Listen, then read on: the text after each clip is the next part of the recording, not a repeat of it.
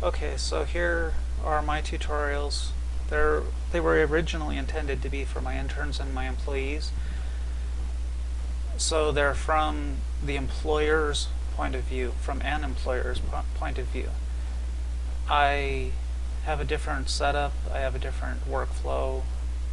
Most of the tutorials you're going to find are from the viewpoint of an author, an instructor, a college, or they're just made by someone in their bedroom with nothing better to do.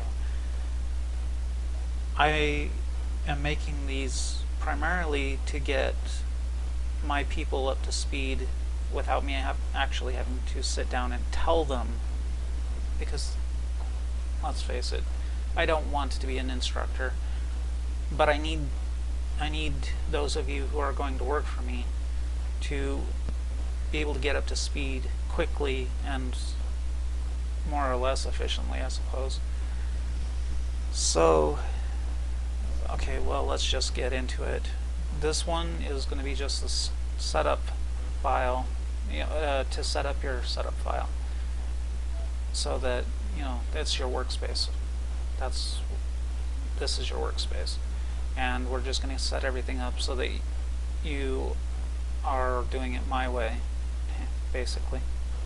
Alright, so you see this little thing right here, this red, green, and blue thing?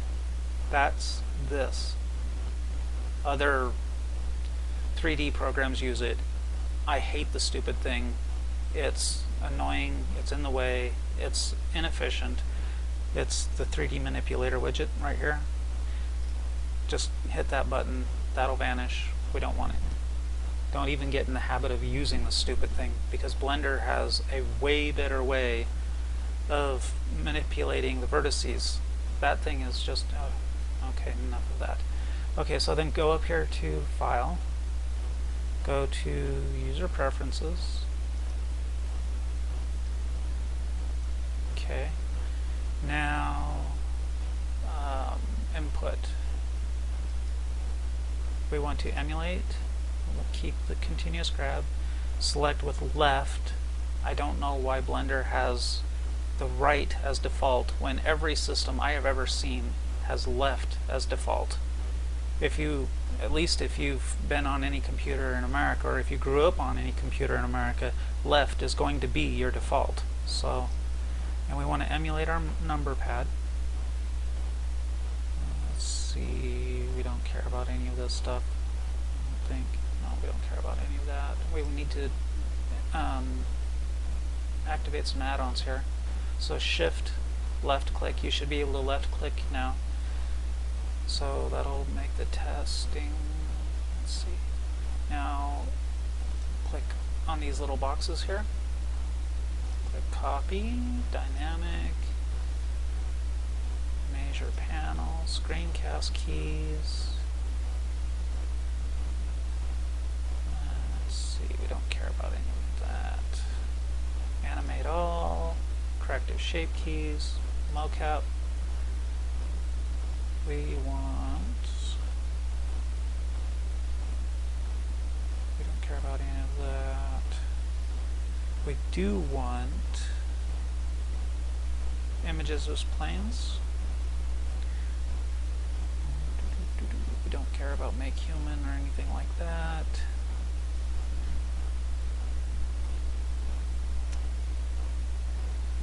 Don't care about the print box and print toolbox. Inset polygons, we want that one. We want the loop tools. And we want self fracture, cloud generator, fracture tools, paint palettes, texture paint, copy settings.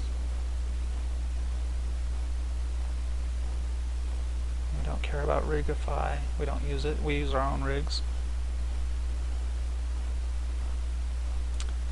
And I think that's it on that one. Go back up, up, up, up, up, up, up, up. If you want to change your colors, you can change your themes here. Let's see.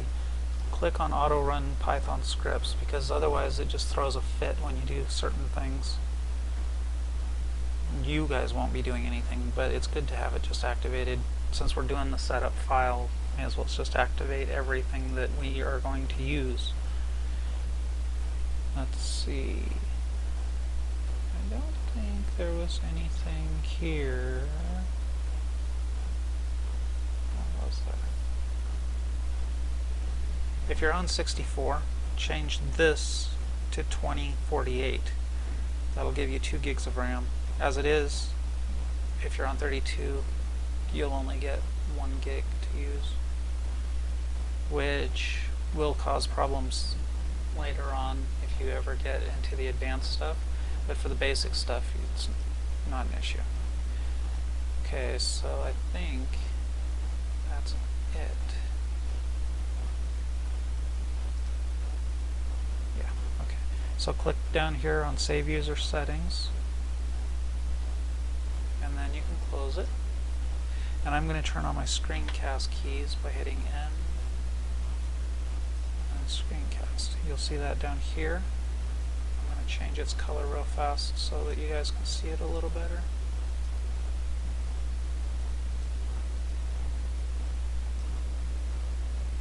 Okay, so that's that. This is a tool shelf. This bar, this tool menu here is one that you're going to need a lot, so keep that in mind.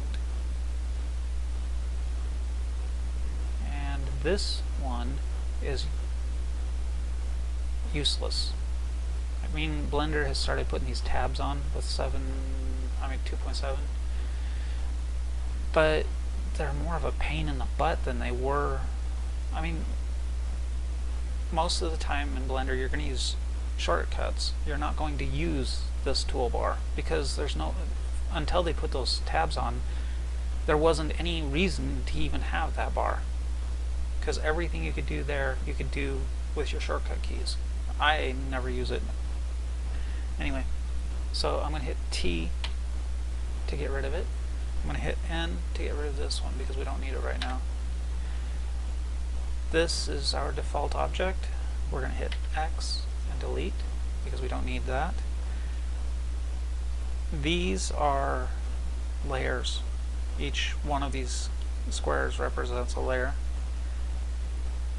1 is this where we're at here. 10 is this one. 11 is on the second down here. And 20 is over here. This is a camera. This is a lamp. This bullseye looking thing, that's our cursor. This is our grid floor. You can't see this because of the screencast keys, but it's our, I guess you could call it our axes. Well, anyway, you'll see the green one is Y, Z is blue, X you can't see, it's red. You'll see this red line here, that's your X. This green is your Y, and then Z is always up and down. I know I'm going fast, but I'm sure that you'll be able to figure it out if you're if you have any experience with computers at all. I'm not going too fast, I don't think. But if I am, just watch this video a couple times and you'll get it. Okay, up here you'll see user perspective. Perspective, almost nobody sees in that kind of extreme perspective. I know there are a few people, my son is one of them, that can see perspective, and I know that according to the people who know, orthographic doesn't exist, but I see everything in orthographic, and half the people I know see everything in orthographic. So yes, it does exist.